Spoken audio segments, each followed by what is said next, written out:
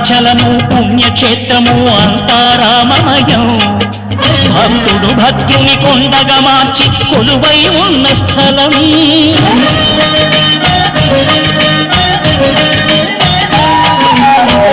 భక్తితో రామదాసు ఈ ఆలయమును కట్టించనయా.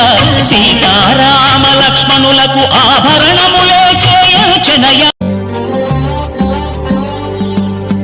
తెల్లవారితే చక్రవర్తి అయి రాజ్యమునేలే రామయ్య. తండ్రి మాటకై పదవిని బదలి అడవులకేగెనయా.